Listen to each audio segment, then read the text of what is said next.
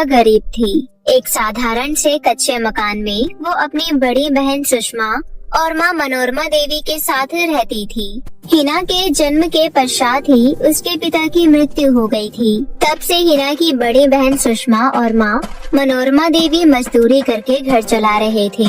वो लोग मेहनत करके हिना को एक अच्छे स्कूल में पढ़ने के लिए भेजते थे। हिना जब अपने क्लास में बच्चों के पास अच्छी अच्छी चीजें देखती थी तो उसका भी मन उस चीज को पाने का करता था। एक दिन की बात है, हिना की क्लास में लंच का टाइम था।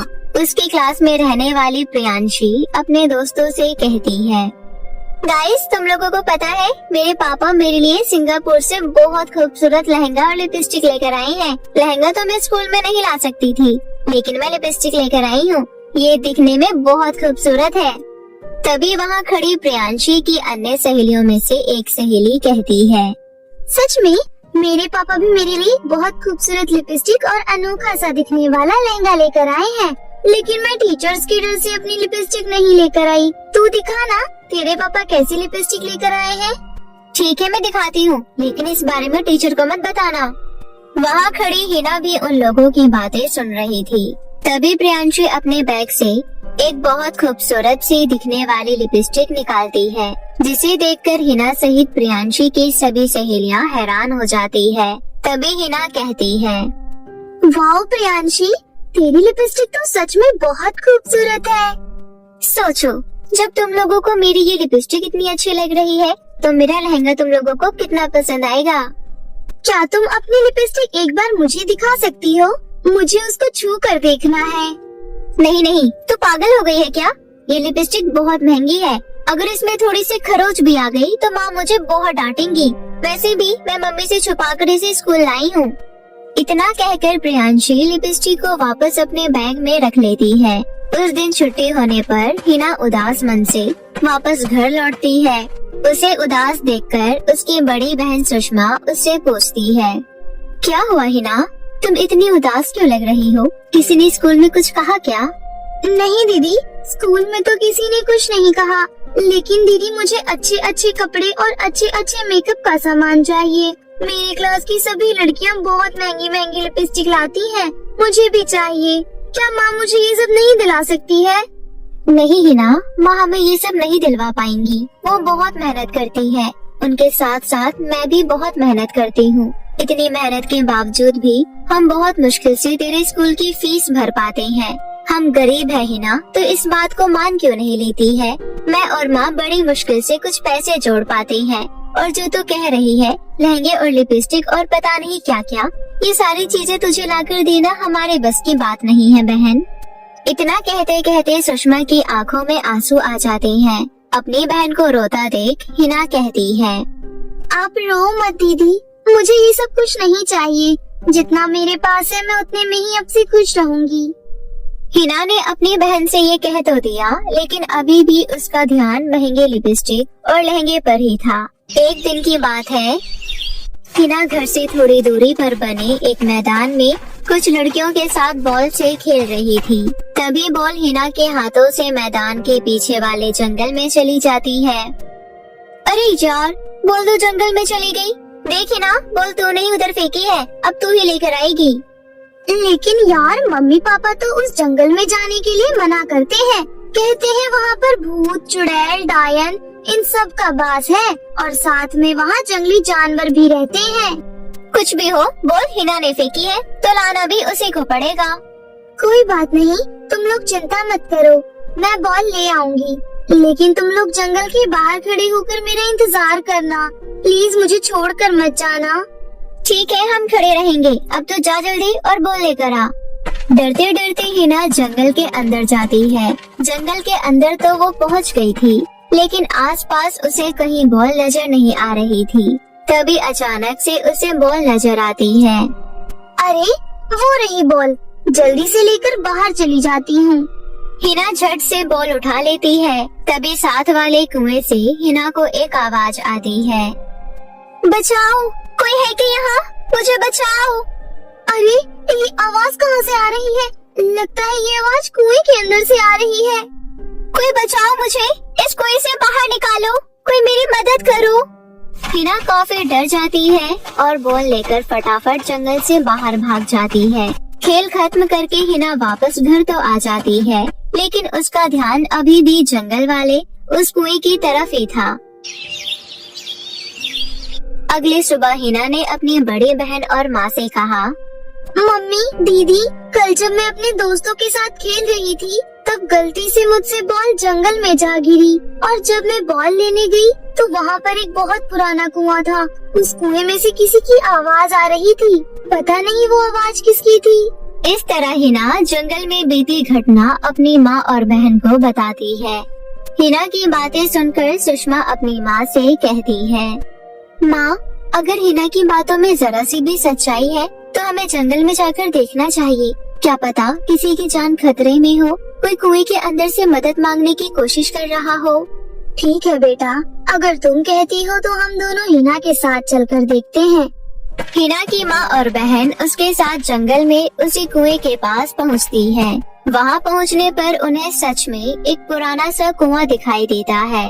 अचानक उन्हें भी कुएं के अंदर से वही आवाज सुनाई देने लगती है, कोई है?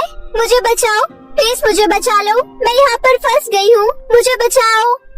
अरे, कुएं के अंदर से तो सच में आवाज आ रही है, क्या करे? इतना कहकर सुषमा जोर से आवाज लगाती है, कौन है कुएं के अंदर और तुम्हें हमसे कैसे मदद चाहिए?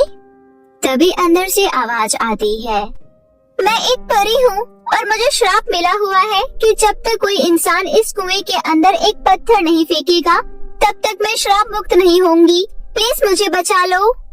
ठीक है, हम तुम्हें बचा तो लेंगे, लेकिन कहीं तुम बाहर आकर हमें कोई नुकसान तो नहीं पहुंचाओगी? नहीं नहीं, ये तुम कैसी बातें कर रही हो, मैं ऐसा बिल्कुल नहीं करूंगी। परी की ये बात सुनकर सुषमा उस कुएं के अंदर एक पत्थर फेंक देती है। उसके ऐसा करते ही कुएं के अंदर से एक बहुत खूबसूरत परी बाहर निकलती है। परी को देखकर तीनों माँ बेटी हैरान हो जाती है। तभी परी कहती है, तुम्हारा बहुत बहुत धन्यवाद, तुमने मुझे बचा लिया। तभी वहाँ खड़ी हिना कहती है, तुम परी हो ना, तो फिर तुम उड़कर इस कुएं से बाहर क्यों नहीं आ गई? दरअसल एक जादूगरनी से युद्ध के दौरान उसने मुझे इस कुएं में कैद कर दिया था। उसका तोड़ केवल यही था कि कोई इंसान अगर इस कुएं में कोई भी ठोस चीज डालेगा तभी इस जादूगरनी के कैद से मैं आजाद हो पाऊंगी। मैं काफी दिन से इंतजार कर रही थी कि कोई इंसान यहाँ आए और मैं उससे मदद मांगू, लेकिन ना जाने क्यों गांव का कोई भी इंसान इस जंगल की तरफ आता ही नहीं था। बड़े दिनों बाद यहाँ कल हिना आई थी। मैंने इससे भी मदद मांगी, लेकिन शायद ये डर गई, लेकिन इसने हार नहीं मानी और ये आप लोगों को लेकर आई और आप लोगों ने मेरी मदद की। मैं आप लोगों से बहुत खुश हूँ। आप लोगों ने मेरी जान बचाई है, तो कहिए मैं आप लोगों के लिए क्या कर सकती हूँ? परी की ये बात सुनकर वो सभी बहुत खुश होती हैं। तभी वहाँ खड़ी हिना कहती है, क्या तुम मुझे एक बहुत खूबसूरत लिपस्टिक और बहुत ही सुंदर सा दिखने वाला लहंगा दे सकती हो? ऐसा अनोखा लहंगा जो मेरी क्लास में किसी के पास ना हो। हिना की बात सुनकर परी हंसते हुए कहती है, क्यों नहीं, लेकिन तुम्हें बस यही चाहिए और कुछ नहीं चाहिए तुम्हें? नहीं परी जी। हिना की बात सुनकर परी आंख बंद करके कुछ बोलती है। उसके ऐसा करते ही कुएं के अंदर से एक बहुत ही खूबसूरत सा दिखने वाला अनोखा लहंगा और प्यारी सी लिपस्टिक प्रकट होती है, जिसे देखकर वो तीनों माँ बेटी बहुत खुश होती है। तभी परी कहती है, मैं इतने दिन इस कुएं के अंदर रही, इसलिए ये कुआं अब जादुई कुआं बन चुका है, लेकिन इसकी जानकारी केवल तुम ही लोगों को है। तुम लोग इसके बारे में किसी को मत बताना। मैंने इस कुएं के अंदर से जादुई लहंगा और लिपस्टिक तुम्हें दी है हिना। ये बहुत खूबसूरत लिपस्टिक है और ऐसा लहंगा तुम्हारी पूरी क्लास में किसी लड़की के पास नहीं होगा। ये सबसे अनोखा लहंगा है। आपका बहुत बहुत शुक्रिया परी जी, आप सच में बहुत अच्छी हो। सच में परी, आप बहुत अच्छी हो। आज आपकी वजह से मेरी छोटी बहन इतनी खुश है। इसको हमेशा से लहंगे और लिपस्टिक का बहुत शौक था। आज आपने इसे ये दोनों चीज देकर इसे खुश कर दिया है। गरीबी के कारण शायद हम ये चीजें हिना को कभी नहीं दे पाते। मैंने ये इसलिए किया है क्योंकि आप लोगों ने मेरी मदद की।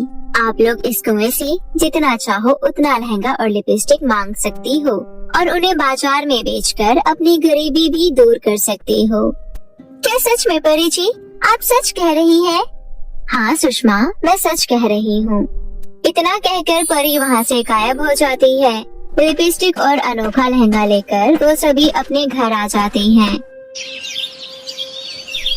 अगले दिन हिना अपनी लिपस्टिक लेकर स्कूल जाती है और सभी बच्चों को दिखाती है।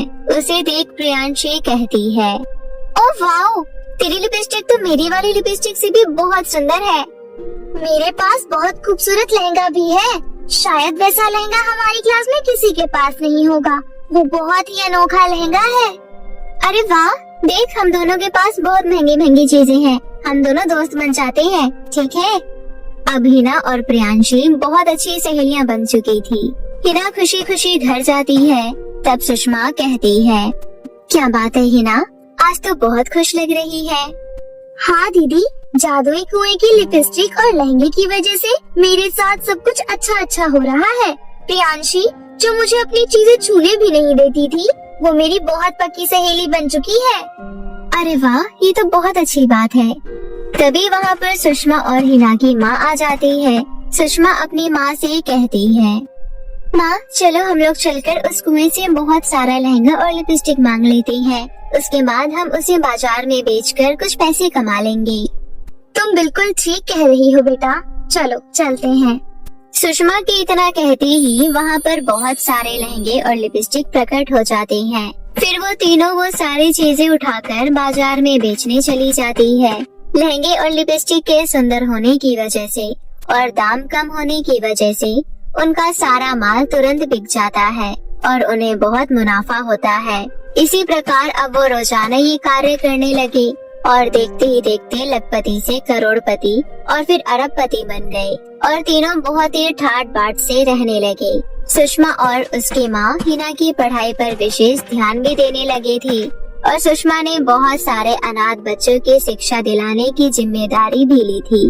इस प्रकार लोगों की मदद करते हुए ये तीनों अपना जीवन ठाट बाट से खुशी खुशी व्यतीत करने लगे।